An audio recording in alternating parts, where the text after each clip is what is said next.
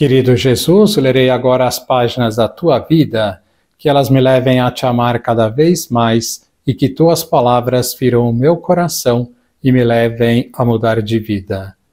O Evangelho de hoje é o Evangelho de São Mateus, capítulo 15, versículos 21 a 28. Naquele tempo, Jesus foi para a região de Tiro e Sidônia. Eis que uma mulher cananeia, vindo daquela região, pôs-se a gritar: Senhor, filho de Davi, tem piedade de mim. Minha filha está cruelmente atormentada por um demônio. Mas Jesus não lhe respondeu palavra alguma. Então seus discípulos aproximaram-se e lhe pediram: manda embora essa mulher, pois ela vem gritando atrás de nós. Jesus respondeu: eu fui enviado somente às ovelhas perdidas da casa de Israel. Mas a mulher, aproximando-se, prostrou-se diante de Jesus e começou a implorar: Senhor, socorre-me. Jesus lhe disse: não fica bem tirar o pão dos filhos para jogá-lo aos cachorrinhos. A mulher insistiu: é verdade, Senhor, mas os cachorrinhos também comem as migalhas que caem da mesa de seus donos. Diante disso, Jesus lhe disse: mulher, grande é a tua fé.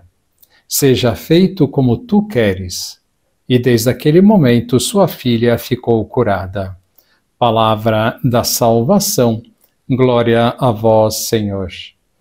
Vamos olhar para Jesus. Tiro e Sidônia estão situadas na Fenícia, atualmente o Líbano.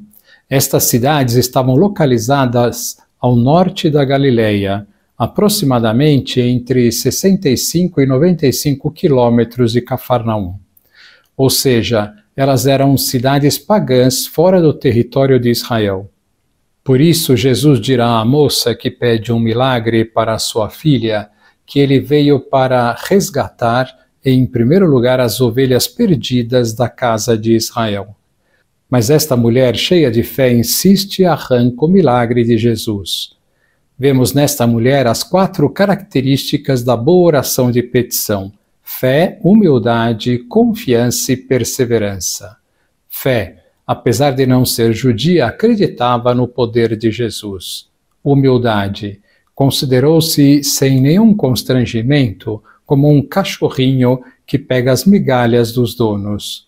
Confiança, a confiança acrescenta à fé uma entrega nas mãos de Deus. E vemos a cananeia agir desta maneira. Perseverança, ela insiste na sua petição até obter o milagre. Saibamos pedir as coisas a Deus como esta mulher da região de Tiro e Sidônia. Dando continuidade à nossa série sobre a doutrina católica, na última vez falamos sobre o 6º e o 7º artigos do Credo. Hoje vamos falar sobre o 8º e o 9º. Vejamos. Dize o 8º artigo do Credo: creio no Espírito Santo. Quem é o Espírito Santo? O Espírito Santo é a terceira pessoa da Santíssima Trindade. Qual é a obra que se atribui especialmente ao Espírito Santo? A obra que se atribui especialmente ao Espírito Santo é a santificação das almas. Por que se costuma figurar o Espírito Santo em forma de pomba? Costuma-se figurar o Espírito Santo em forma de pomba, porque foi assim que o Espírito Santo se mostrou no batismo de nosso Senhor Jesus Cristo. O Espírito Santo não se mostrou outras vezes aos homens de modo visível. Sim, o Espírito Santo mostrou-se outras vezes de modo visível aos homens, principalmente no dia de Pentecostes. Como se mostrou o Espírito Santo no dia de Pentecostes? O Espírito Santo no dia de Pentecostes se mostrou em línguas de fogo descendo sobre os apóstolos. Que efeito produziu o Espírito Santo nos apóstolos? O efeito que o Espírito Santo produziu nos apóstolos foi o de enchê-los de luz, de força e de todos os seus dons para anunciarem o Evangelho e propagarem a Igreja de Jesus Cristo. Dize o 9º artigo do Credo: na Santa Igreja Católica, na comunhão dos santos. Que é a Santa Igreja Católica? A Santa Igreja Católica é uma instituição criada por Cristo para guardar todas as verdades reveladas por Deus, interpretá-las legitimamente e comunicar aos fiéis as graças obtidas por Jesus ao morrer na cruz. Ao referir a Igreja como santa, não é contraditório com os erros que ela cometeu ao longo da história? Temos que lembrar que Jesus fundou a sua Igreja sendo ao mesmo tempo divina e humana. E enquanto humana, com seus homens que são os seus representantes, é pecadora, enquanto divina é santa. Se a Igreja comete erros, então como confiar nela?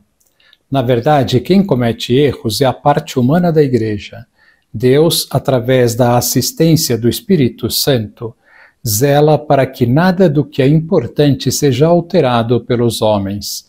Assim, a doutrina sintetizada no credo, os ensinamentos morais sintetizados nos mandamentos, os sacramentos seguem intactos desde que a Igreja foi fundada, apesar dos pecados dos seus representantes.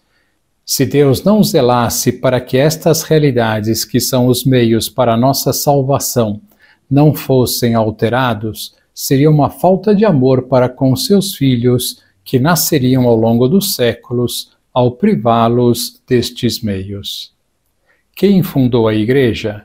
Quem fundou a Igreja, e isto é muito importante frisar, foi Jesus Cristo, dizendo aquelas palavras a Simão Pedro: Tu és Pedro, e sobre esta pedra edificarei a minha Igreja. É interessante reparar que Jesus se refere à Igreja como minha Igreja. Que é necessário para pertencer à Igreja Católica? Para pertencer à Igreja Católica é necessário ser batizado, professar a doutrina e a lei de Jesus Cristo, participar dos seus sacramentos, prestar obediência ao Papa e aos legítimos pastores. Quais são os legítimos pastores da Igreja? Os legítimos pastores da Igreja são o Papa e os bispos. Quem mais toma parte no ofício de pastores da Igreja? Tomam parte também no ofício de pastores da Igreja os sacerdotes. Quem é o Papa? O Papa, que chamamos também Romano Pontífice, é o vigário, representante de Jesus Cristo na Terra, o chefe visível da Igreja.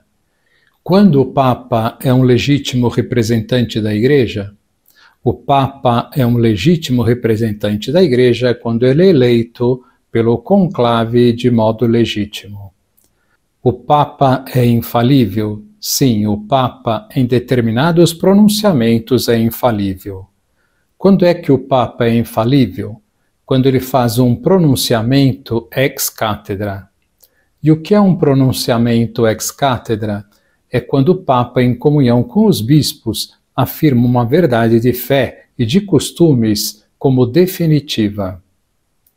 Eu posso ser católico e não apoiar o Papa, prescindir dele? Não, não existe a Igreja sem o Papa. Jesus a criou, sendo o Papa a cabeça da Igreja, o seu representante. E se ouvir comportamentos e ouvir palavras que não estão corretos?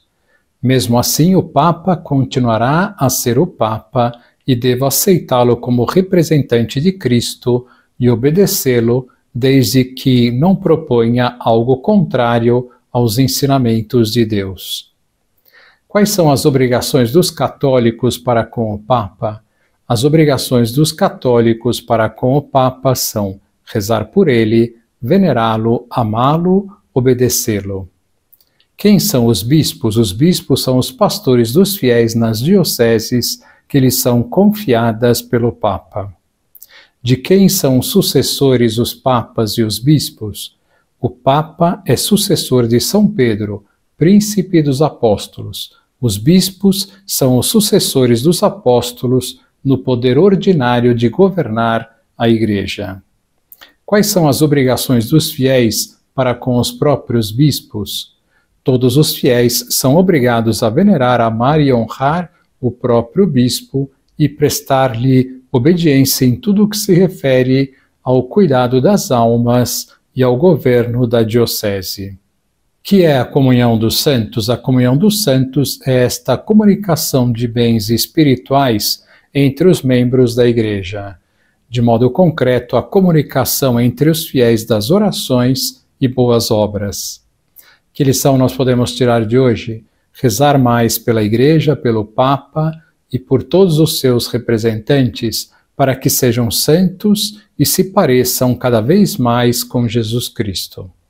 Agora vos dou a bênção para este dia, a bênção de Deus Todo-Poderoso, Pai, Filho e Espírito Santo, esteja sempre convosco e permaneça para sempre. Amém.